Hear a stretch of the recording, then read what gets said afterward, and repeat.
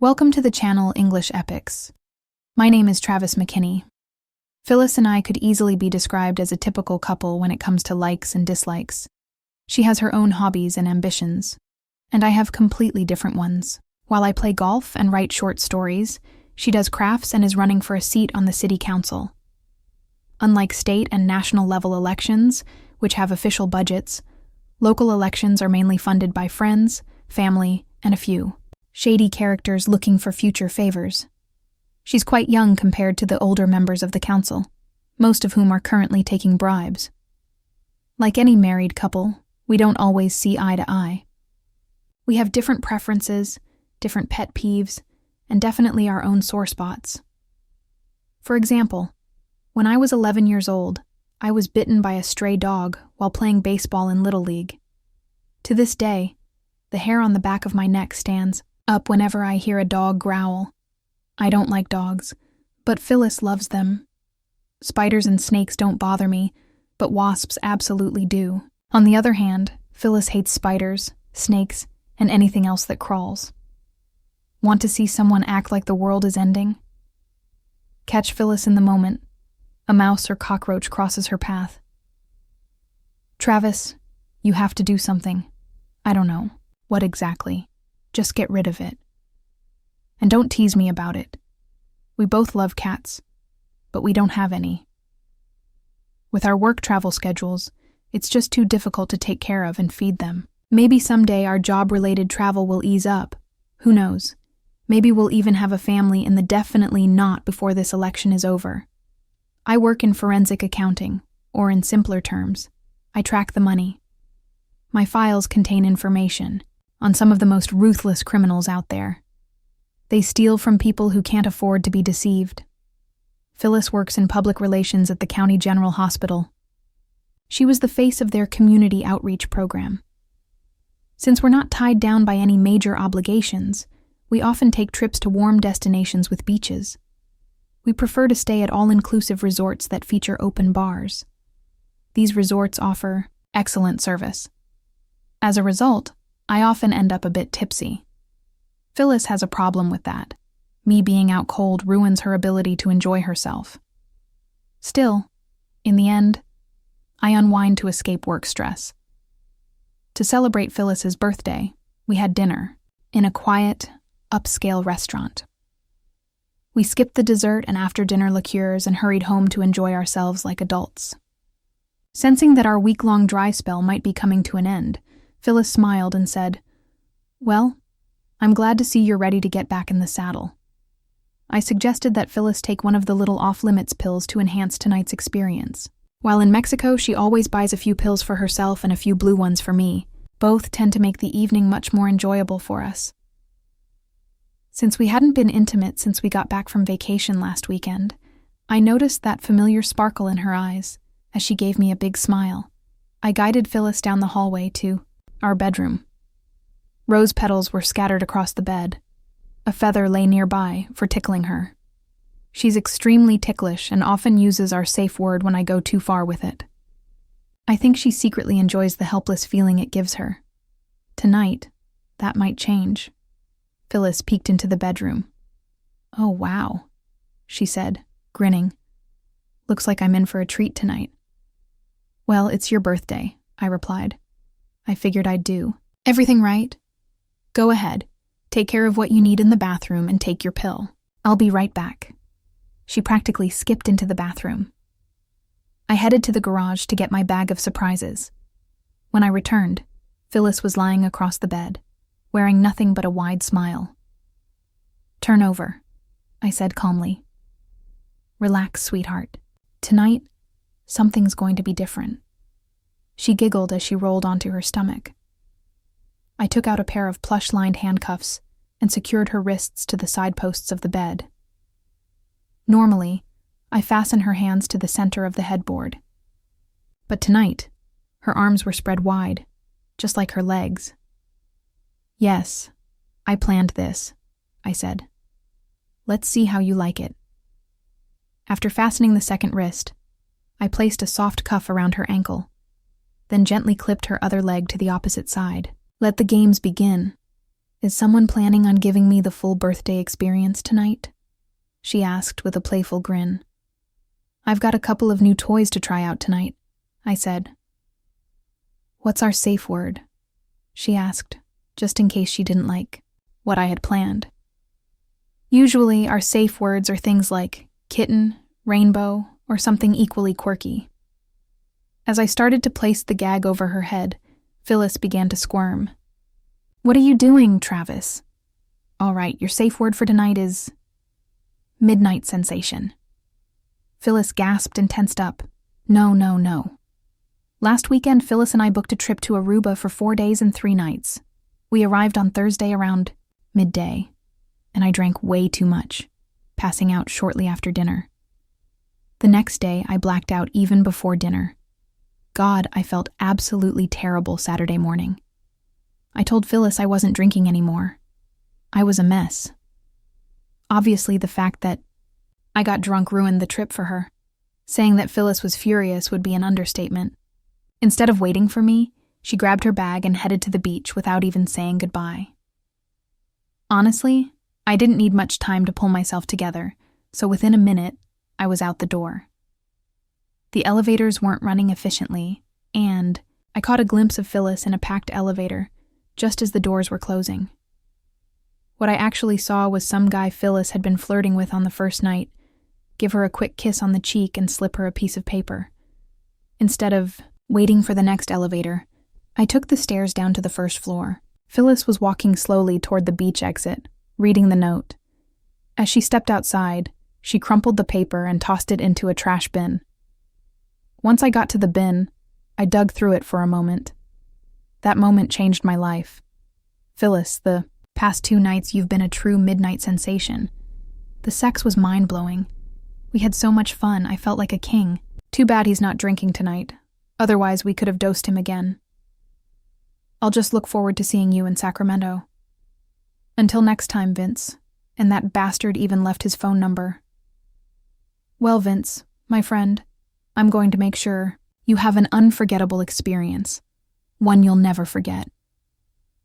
Feeling my head spinning, along with my stomach and my heart, I sat down on one of the benches, seething with rage. What a damn snake she was. Once my fury cooled to something less than raging maniac, I made my way to the front desk. I spent a significant amount of money, after which the assistant manager reviewed the security footage and showed me exactly what Phyllis had been up to the previous 2 nights. He warned me that if I went to the police, they wouldn't open an investigation. Nothing bad ever happens at their resort. Our first evening started with Phyllis and me sitting at a large table with about 10 other people. I was downing drinks and paying a bit too much attention to one of the unaccompanied women. Phyllis didn't like that, so she started focusing on the guy standing next to her, who I now believe was Vince. I was clearly drunk when Vince leaned in and whispered something in her ear. She picked up my glass and handed it to him. A minute. Later, Phyllis was urging me to finish my drink. 15 minutes after that, Phyllis and Vince were helping me back to our room. Vince left 6 hours later, early in the morning. By the evening of the second day, we were lounging on beach chairs when Phyllis got up to grab some drinks. She ran into Vince shortly after bringing our drinks back. Minutes later, Phyllis and Vince were helping me back to the room again. Vince left about 8 hours later. The rest of our trip was incredibly tense. I wanted to kill her, but I knew I needed a plan before doing anything drastic. Sitting in the airport waiting for our return flight, I had plenty of time to think about the right kind of revenge. A sly smile crossed my face when an idea came to mind. Tonight. I don't mind if my ex-wife takes a lover, but she's not my ex-wife. Yet. If you're going to sleep around, at least have the decency to get divorced first. After tonight, I have a feeling she'll be filing the papers. Just a guess. Once the gag was in place, Phyllis couldn't say a word. There were a lot of tears, and a lot of muffled sounds. Rummaging through my bag of treats, I pulled out some silicone-based lubricant. Supposedly, it's flavored. All right, Phyllis, I said. Time for something different. After placing a few pillows under her to elevate her hips, panic set in. Phyllis, began struggling to break free while I applied the lubricant near her backside. Her squirming, oddly enough, made the moment feel even more charged. Though she always claimed to hate this kind of intimacy, she was clearly aroused. That said, we weren't actually going to go through with anything physical, not this or anything else. I wasn't about to risk any infections or diseases. Phyllis turned her head, but her furrowed brow and tears didn't move me. It was time to execute my plan. "Well, Phyllis," I said, "you seem to be enjoying this, but for your birthday, I've got one more surprise." Digging through my utility bag, I pulled out a sealed glass jar in which sat several cicadas and silver beetles. I showed the jar to Phyllis. The insects twitched haphazardly. I continued, "Your soul is buried in your backside, so I'm bringing in these little guys to clean the filth out of it." Phyllis was mumbling and thrashing around, testing the strength of her restraints. It even sounded like she tried to say, "midnight," at one point. I continued my lesson in 101 Grade A nonsense. "Phyllis, there's something you need to know about these insects," I said. "As soon as they find themselves in a warm, dark place, they burrow under the skin and start laying eggs. Around 10 a day, but they hatch pretty quickly. Of course, I plan to put about a dozen of them in there, so do the math. That's a whole swarm of babies, every single day, until someone can dig them out. You'll feel them crawling almost immediately, and the eggs? They're nearly impossible to detect, even for medical professionals." I took one of the dark pillowcases and pulled it over Phyllis's head. She began to struggle. Panic was clearly setting in.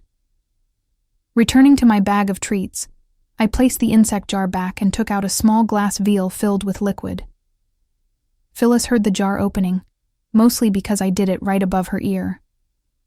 What a bunch of creepy little guys."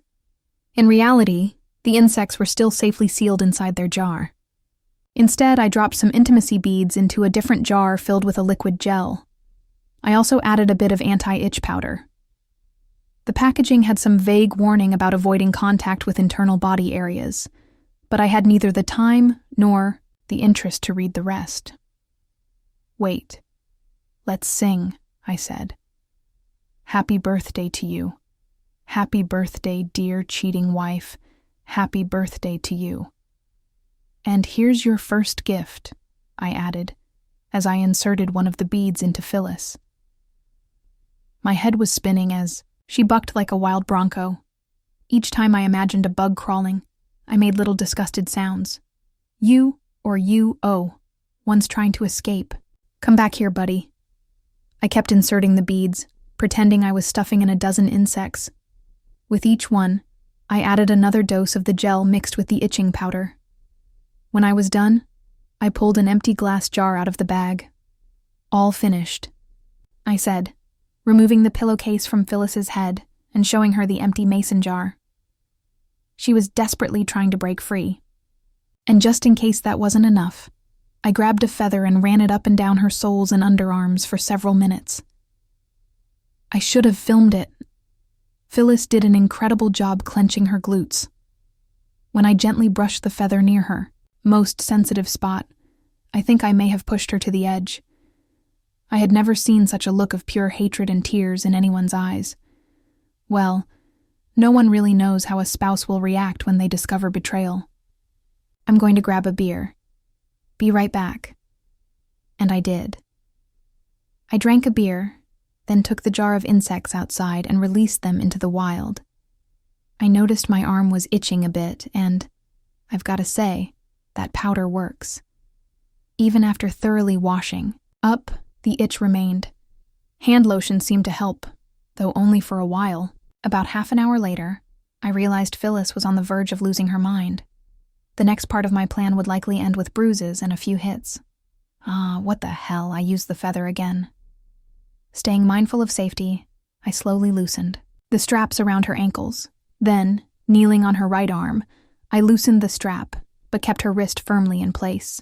Reaching over, I freed her left arm, then quickly jumped off the bed. Phyllis ripped off the gag and immediately reached behind herself with her free hand. "You miserable piece of shit," I'm going to kill you." She started hitting me with the gag for about a minute. I let her bite, kick, scratch, and pound me with her fists. I kept dodging her attempts to damage my more delicate parts. Her itching backside clearly demanded attention, so she paused to scratch herself. While she was using both hands to claw imaginary insects out of herself, I wrapped my arms around her like a bear and guided her toward the front door. She kicked at my shins and scratched at me with her nails. I could have hurt her easily with a solid strike, but I wanted everything to look like I was the innocent victim. So I shoved her away from me and jumped back into the house, locking the door behind me. Phyllis was left outside, naked as the day she was born, alone with the moths and mosquitoes. I might add, she ranted and raged. Loudly. It's all recorded on my phone, including her threats. Time to call for help. "Wevin, what's your emergency?" "My wife took some kind of pill and now she's threatening to kill me. I'm bleeding a little, but I managed to push her out of the house. She's raving about bugs, babies, and blaming me for everything. Please send paramedics, she's completely lost." After confirming my address, they told me that police and paramedics were on the way. I looked out the window and saw Phyllis running across the lawn like a dog with an itchy rear end. She was screaming profanities and loudly promising that I wouldn't live to see tomorrow. She was furiously scratching her arms and legs. A few of our neighbors were enjoying the show. Red and blue lights reflected off nearby houses, drawing even more attention. Everyone got a clear look at Phyllis in all her glory. When she refused to stay still, as ordered by the officers, they tossed her. She was immobilized and handcuffed, which of course prevented her from scratching. The paramedics were told not to administer a sedative, as they didn't know what kind of hallucinogen Phyllis had taken. Strapped to the gurney with her arms and legs secured, Phyllis began telling them about her ordeal. My husband tied me up and shoved insects inside me, and their babies hatched. They're crawling inside me. I can feel them. Get them out. I'm going to kill him. The medics just rolled their eyes. They'd probably seen worse. Phyllis was taken by ambulance to the County General Hospital. While I was giving my statement, the cops photographed my injuries. I told them about the late-night sexual activity and how Phyllis had taken an illegal pill to enhance arousal. Then she started rambling nonsense and became aggressive. I mentioned that she buys the pills in Mexico. Hook, line, and sinker. They told me I could treat my injuries myself, but they also said they were obligated to arrest her for domestic violence and that my consent wasn't necessary. Wow, an unexpected bonus. On top of that, she was also charged with resisting arrest, illegal possession of substances, and smuggling. Now we're talking felonies. I had no idea. Damn, she'd been breaking the law for years. Wearing far more bandages than necessary, I drove to the county hospital to play the role of the concerned and curious husband. My arms were still itching as I tossed the bag containing the jars, beads, and itch powder into a dumpster near the hospital entrance. Emergency rooms are used to this kind of thing. They bend over backward, trying to help a drugged-out lunatic, in the middle of a breakdown. She was dead last on the priority list. They drew some blood to determine what substances were in her system. She was still restrained. They gave her a sedative through and for. She calmed down, for a while, at least. That is, until she saw me. Yeah, they had to give her an even higher dose after that. When they were taking her away, I was told they planned to do a CT scan to definitively prove she wasn't infested with insects. I put on a worried face. It was probably around midnight when the attending physician came to give me an update. "Mr. McKinney, as far as we can tell, your wife had taken ecstasy. Frankly, we've never seen a reaction quite like this. After an enema revealed no foreign objects, we proceeded with a CT scan, which showed absolutely nothing abnormal in the colon or rectal area. However, she did scratch herself quite badly back there. Every time we release her hand, she immediately starts itching again, so we're still keeping her restrained. Even after we showed her the results, She remains convinced she can feel insects crawling inside her and giving birth. We're keeping her overnight for observation. At the moment, she's under the effects of sedatives, and hopefully, once the ecstasy wears off, she'll return to normal. Is she still threatening to kill me? I have to admit, that's very concerning, I said. Yes, we've made a note of that in her chart. As I mentioned, we've never seen a reaction quite like this to ecstasy. I'm sorry.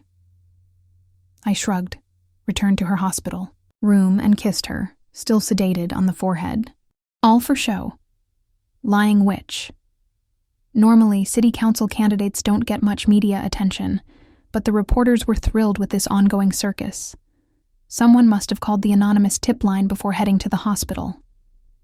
City council candidate, charged with domestic violence and resisting arrest. Incident possibly drug-related. Held overnight for psychiatric evaluation. With the evidence provided by the paramedics and the hospital, along with my video, it was incredibly easy to obtain a restraining order requiring Phyllis to stay at least 500 feet away from me. I didn't file for divorce yet. I was waiting to see how everything would play out. Chances were she'd initiate legal proceedings herself.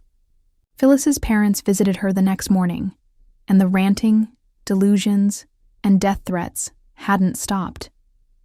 I told them about the restraining order and her arrest. They understood and said she was handcuffed to the hospital bed. Normally, overdose.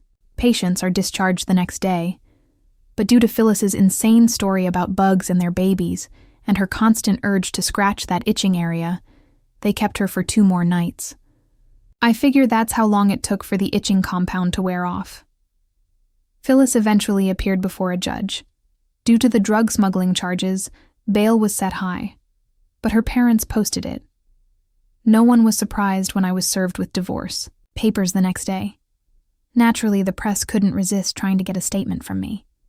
Of course, I was still wearing plenty of bandages. Mr. Travis, could you tell us what led to your wife's arrest? Well, Phyllis is a little into bondage, and after we had sex, I started tickling her with a feather.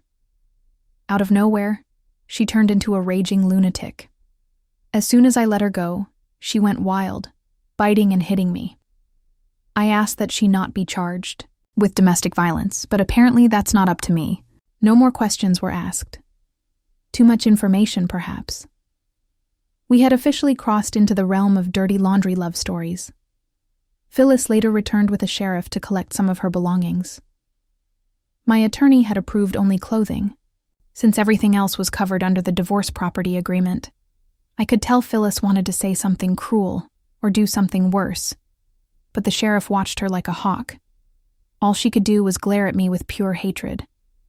I pretended to scratch my backside, and she nearly lost it. Phyllis lost the election. The press hounded her over her sex life and mental breakdown. I think she attracted the attention of sharks.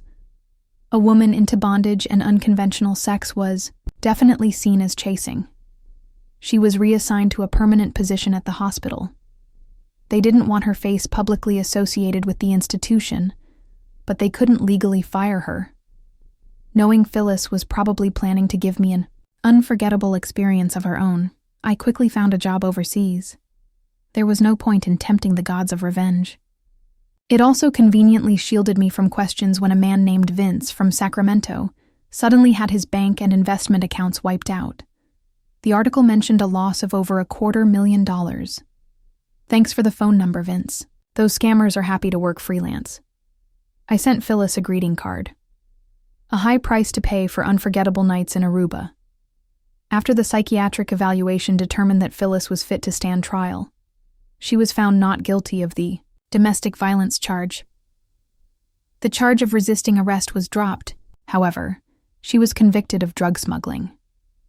Her claimed ignorance of breaking the law likely played a role in the plea deal, 60 days behind bars and a hefty amount of community service. The only thing Phyllis wanted to know during our final Zoom meeting for the divorce was, "When are you going to tell me how you pulled it off? Seriously? You don't even regret destroying our marriage? I'm just glad to be rid of you." Screw you, asshole. Just tell me about the bugs. There were no bugs. I just tickled you. What you need to tell me is why you did it. You could have just asked for a divorce instead of breaking your vows. There were bugs. Just tell me. Please. And that's how our marriage ended. I don't plan on returning to the States. If you had seen the look in Phyllis's eyes, you'd agree with me completely. I think there's still something wrong with her backside. I've started dating again, but I'm not really interested in anything. Long-term commitments, it seems, come with flaws that sometimes need correcting. All right, I'll stop with the insect references. Still, I wonder, every time Phyllis feels an itch back there, does she think the babies are hatching? Thank you for being with us. And if you're one of those who watches silently, just leave a like. It helps new stories come to light.